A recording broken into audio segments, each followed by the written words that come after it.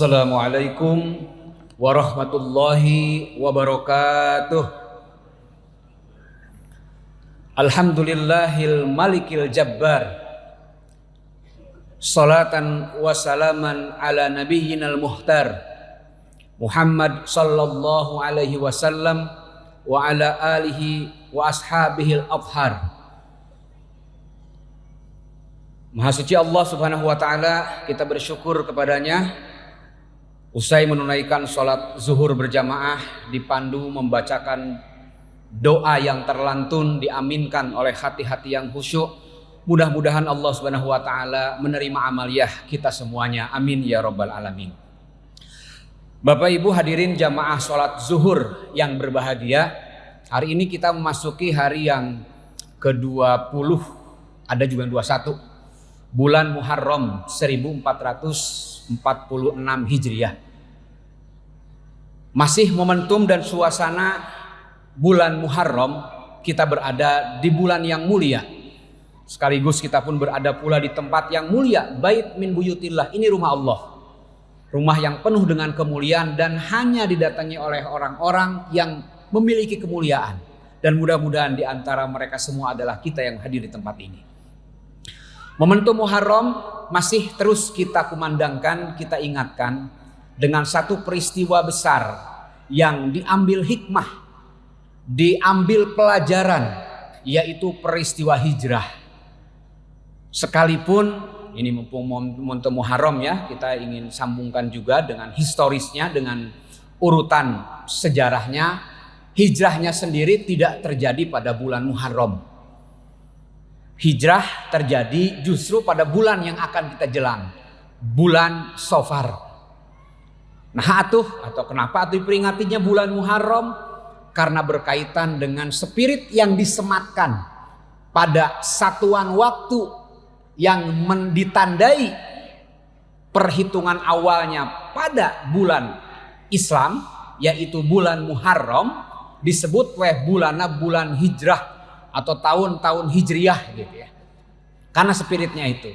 Kalau kalender ya awalnya harus bulan pertama. Nah, dalam tradisi Arab dulu, bulan pertama dalam penanggalan kalender mereka adalah bulan Muharram. Ketika Islam datang, maka kemudian spiritnya lah yang kita ambil, yaitu peristiwa hijrah baginda kita Nabi Muhammad sallallahu alaihi wasallam. Kita simpanlah sejarah hijrahnya. Sebagian kita mungkin sudah mengalami 20 malam yang lalu. Mungkin ada yang ikut pawai obor, kirab, akbar, atau karnaval hijrah, apapun namanya. Tapi mari kita jadikan momentum ini menjadi sebuah hikmah yang harus kita ambil pelajaran di dalamnya. Sekedar berpindah saja, sekedar rame-rame ngabring-ngabring memperingati hijrah dengan segala event yang dibuat, tentu maknanya tidak akan sempurna. Hikmah yang pertama yang harus kita ambil dari pelajaran hijrah, berpindahnya kaum muslimin awal di Mekah dugi ke Madinah, ya, atau dulu namanya belum Madinah, masih namanya kota Yathrib. Ada spirit besar. Peristiwa ini bukan peristiwa biasa-biasa. Sehingga kemudian beberapa puluh tahun setelah Rasulullah wafat, tepatnya di era Umar bin Khattab radhiyallahu anhu, maka kemudian momentum ini dijadikan sebagai semat, sebagai penanda peristiwanya itu, yaitu peristiwa hijrah. Maka disebutlah dengan kalender hijriyah. Tetapi indikator atau ciri dari spirit hijrah ini untuk kita yang sekarang sudah berlalu masanya 1446 tahun gitu ya, maka mari sama-sama kita ambil pelajaran. Hikmah yang pertama dari peristiwa hijrahnya itu adalah al-muhasabah. Pak Ibu, muhasabah. Apa itu muhasabah? Mengingat, menghitung. Agama kita disebut juga dalam bahasa Arab disebut din, ya, dinul Islam. Satu akar kata dengan dain yang artinya hutang. Orang yang beragama seakan-akan memiliki utang atau keterikatan. Dan keterikatan itu dimaknai dengan sebuah makna, yaitu muhasabah. Maka momentum hijrah dengan peringatannya, dengan datangnya bulan Muharram atau peristiwa apapun yang datang sekian banyak kepada kita semuanya, maka poin pertama adalah al-muhasabah. Yuk merenung, yuk mengingat, melihat ke belakang, memandang ke depan, mengukir amal pada masa kini. Stenden di handelem sieum cek sudama, nyawang mangsa katukang, ningali kaharep si anu sieu ningali sieup kaharep. Semua itu kemudian diukur dan diukir dengan amal soleh yang kita lakukan. Maka muhasabah yang dilakukan oleh seorang muslim menyisir ke belakang dengan kejadian-kejadian masa lalu. Kita tidak ujug-ujug begini, kita tidak tiba-tiba seperti ini. Ada orang-orang terdahulu yang telah berjasa, telah mengukir, mengawali kehidupan kita ini. Bahkan secara keumatan kita pun diawali dengan umat-umat yang terdahulu. Alhamdulillah, umat Islam memiliki masa lalu yang indah, memiliki nostalgia yang sangat luar biasa, hingga kemudian kita bisa berbangga dengan agama ini. Ini Masjid Al-Jabar. Nanti Bapak Ibu yang sempat mengunjungi Galeri Rasulullah di bawah, prinsip segitiga yang dibangun menjadi dasar para arsitek pembangun masjid ini merupakan titingal masa lalu bagaimana umat-umat terdahulu membangun pola hubungan segitiga ini sebagai sebuah mata rantai hitungan yang tepat, akurat untuk sebuah bangunan ini. Dan mereka para pengukir keilmuan tersebut diperciki dengan semangat tauhid hingga kemudian masjid seperti ini tegak berdiri kokoh, bukan hanya dari sisi keindahan arsitekturnya, tetapi juga nuansa ketauhidan para pengusung, para pemaju serangkaian amal-amalan di tempat seperti ini. Tokoh Al-Khawarizmi Al-Jabbar, ya, dalam tafsiran matematika merupakan warisan keilmuan generasi terdahulu yang dengan spirit dan semangat keilmuannya melahirkan dan mewariskan kepada kita nilai yang sungguh sangat luar biasa. Maka berbahagialah, bersyukurlah, sekaligus bermuhasabahlah bahwa kita memiliki sejarah yang baik untuk kemudian kita ke depan berharap anak-anak kita, generasi kita ke depan menjadi para pelanjut peradaban ini. Dan itu semuanya tidak akan bisa kita dapatkan secara sempurna kecuali kita sejak dini, sejak sekarang mengukir amal soleh versi kita semuanya. Satu. Yang kedua, spirit hijrah yang ingin kita ambil dalam momentum Muharram ini adalah spirit mujahadah. Apa itu mujahadah? Sungguh-sungguh.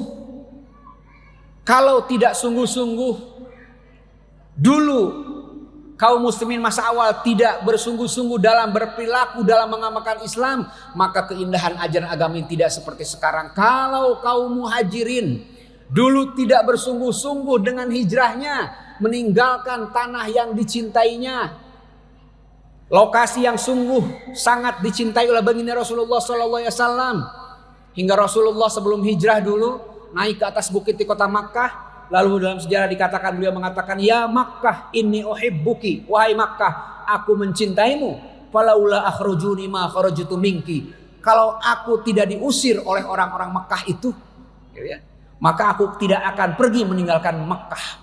Betapa mencintainya Rasulullah pada tanah airnya, kota Makkah pada saat itu, hingga kemudian mujahadah dilakukan walaupun harus meninggalkan segala kekayaan, segala harta benda, sanak famili, handai tolan, keluarga yang dicintainya, semua pergi meninggalkan semua yang cintai itu hanya karena mujahadah, karena bersungguh-sungguh menginginkan pahala dari Allah Subhanahu wa taala. Maka kemudian di hadis direkam, faman kanat hijratuhu ya lillahi wa lirasulihi fa hijratuhu ila ma hajara ilaih. Kalau orang-orang hijrah itu karena Allah dan Rasulnya, ia akan mendapatkan balasan seperti yang ia niatkan.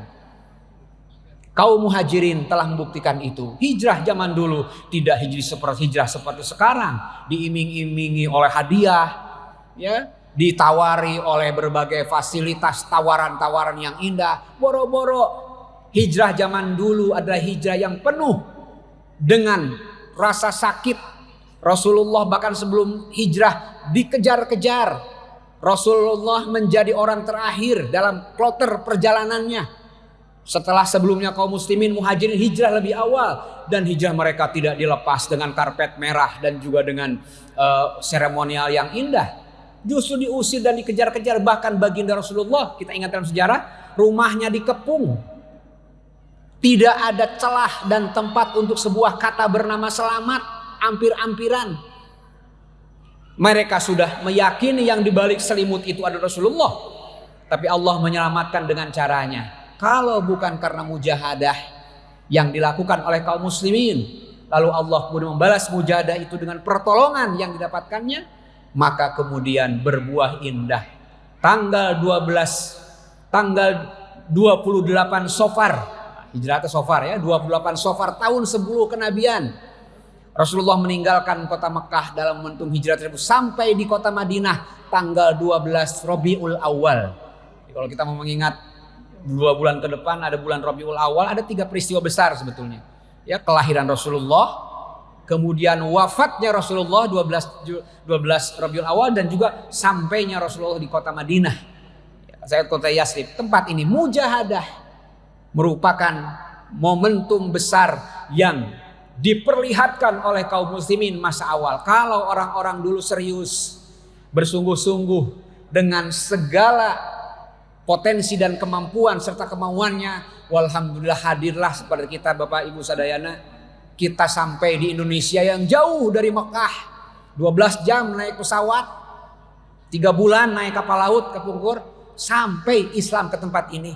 Hingga kemudian warisan itu bisa kita saksikan diantaranya dengan struktur masjid seperti ini. Dan bukan hanya pada kualitas bangunannya, tetapi juga spirit yang tersambungkan antara Baitullah yang ada di sini dan juga Baitullah yang ada nun jauh di sana, di Mekah dan juga di Madinah. Yang terakhir, hikmah momentum Muharram dengan peristiwa hijrah yang akan kita ambil dari peristiwa ini adalah M yang ketiga, yaitu muamalah. Apa itu muamalah? Bertaamul, berinteraksi. Umat Islam dengan hijrahnya ini melahirkan sebuah proses interaksi yang sungguh sangat luar biasa. Sampai kaum muslimin di Madinah itu bukan masyarakat muslim murni. Ada Yahudi di sana, ada kaum paganisme penyembah berhala. Rasulullah membimbing kaumnya untuk berinteraksi dengan baik. Tidak ada peperangan yang disebabkan oleh celak kaum muslimin. Kalaupun kita dengar ada peperangan itu justru membela hak-hak kaum muslimin. Kalau hari ini kita tinggal di negara bernama Bhinneka Tunggal Ika spiritnya, maka itu jugalah yang dulu dialami oleh kaum muslimin pada masa awal. Berbineka dengan bangsa-bangsa yang banyak di Madinah. Tetapi keindahan ajaran Islam melalui proses muamalah telah memperlihatkan kepada kita indahnya ajaran Islam, yang kemudian kita warisi semuanya, kita peluk ajaran agama itu, dan kemudian kelak akan kita wariskan kepada anak cucu kita. Yang ketiga ini merupakan implementasi pelaksanaan dari 2M sebelumnya. Ya, ada mujahadah, ada muamalah, dan juga ada muhasabah. Setidaknya 3M inilah yang menjadi kata kunci bagi kita semuanya. Muharram yang akan sebentar lagi berakhir, kantun 10 dinten deui. Muharram ini akan berakhir, bulan akan kembali berganti, akan datang hilal yang baru. Momentum Sofar datang, kemudian kita hanya bisa mengingat itu saja. Waktu dan satuan waktu hanya kitalah yang menamakan. Kita yang menyebutkan 12 bulan 1 tahun, 30 hari 1 bulan, 24 jam 1 hari, 60 menit 1 jam. Kita hanya menyebut saja. Ya, 10 tahun 1 dasawarsa, kemudian 100 tahun 1 abad, 1000 tahun 1 milenium. Kita hanya bisa menyebut dan mendefinisikan satuan-satuan itu. Tapi akar dari semua itu adalah nikmat waktu yang Allah berikan kepada kita. Wal asr, demi masa. Semua terikat, semua terkunci dalam sebuah satuan waktu yang akan kita jadikan sebagai momentum besar untuk kita isi dengan keimanan dan juga dengan amal soleh. Manakala kita bisa masih memiliki waktu untuk melakukan itu semuanya, berbahagialah kita karena kita berarti sedang muhasabah, kita sedang bermujahadah, dan kita akan bermuamalah mengamalkan ajaran Islam ini, berinteraksi dengan orang lain dengan sebaik-baiknya. Mudah-mudahan keberadaan kita di tempat Al-Jabbar ini sesuai dengan maknanya yang maha gagah Al-Jabbar itu. Ya, yang maha kokoh, yang maha kuat. Mudah-mudahan memberikan inspirasi kegagahan untuk kita semuanya saat kita di dunia ini menjadi umat yang berwibawa, menjadi umat yang memiliki simak. Kita kalau lihat akhir-akhir ini umat Islam ini terbayang kegagahannya hampir-hampir hilang. Di televisi kita lihat situasi di Palestina meniku murah kita nyawa umat Islam ya. Meninggal itu hampir tiap hari. Kalau orang menyebutnya peperangan, bukan perang itu, penyerangan. Yang jadi korban anak-anak, wanita, bukan tentara. Nyawa umat Islam begitu murah, kegagahannya tidak tampak di hadapan kita. Tentu di hadapan Allah, para mujahidun itu adalah orang-orang yang sungguh sangat luar biasa. Maka kita berharap dengan kemampuan, ketakwaan yang sedang kita susun, dengan serangkaian amal soleh yang sedang kita rencanakan, mudah-mudahan Allah memberikan kegagahan itu kepada kita semuanya agar kita menjadi orang-orang yang gagah di dunia ini. Sekaligus saat kita kembali kepada Allah Subhanahu wa taala, kita akan menjadi orang-orang yang gagah di hadapannya, disambut oleh malaikat penjaga surga, berkumpul kembali di tempat yang paling mulia di sisi Allah Subhanahu wa taala, fi jannatin naim. Mudah-mudahan Allah memberikan kesempatan kepada kita semuanya, memberikan keistiqomahan dalam amal soleh kita, dan memberikan husnul khotimah saat kita kembali kepada Allah Subhanahu wa taala. Kita berdoa kepada Allah, mudah-mudahan Allah mengijabah doa kita semuanya. Allahumma shalli ala sayyidina Muhammad wa ala alihi wa ashabi ajmain.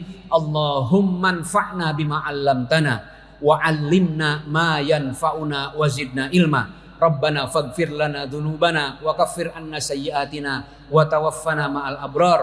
Rabbana ighfir lana dzunubana wal ikhwanina alladzina sabaquna bil iman. Untuk orang-orang terdahulu di antara kita semuanya, semoga Allah mengalirkan amal jariah untuk mereka, untuk para pendahulu muslim di negeri ini, para pendahulu di negara ini. Mudah-mudahan Allah mengalirkan amal jariah terbaik bagi mereka. Rabbana ighfir lana dzunubana wali walidina wali jami'il muslimin wal muslimat al-ahya'i minhum wal amwat bi rahmatika ya arhamar rahimin. Rabbana hab lana min azwajina wa dzurriyyatina. Maka kita berharap untuk anak-anak kita ke depan, untuk generasi masjid, untuk generasi masa depan. Mudah-mudahan Allah mewariskan amal soleh terbaik untuk mereka dari kita yang diamalkan hari ini, dan memberikan contoh-contoh terbaik bagi generasi kita ke depan. Rabbana hab lana min azwajina wa dzurriyyatina qurrata a'yun waj'alna lil muttaqina imama. Rabbana atina fid dunya hasanah wa fil akhirati hasanah wa qina adzabannar. Subhana rabbika rabbil izzati amma yasifun wa salamun alal mursalin walhamdulillahi rabbil alamin. Wallahul muwaffiq ila aqwamit thoriq. Wassalamu alaikum warahmatullahi wabarakatuh.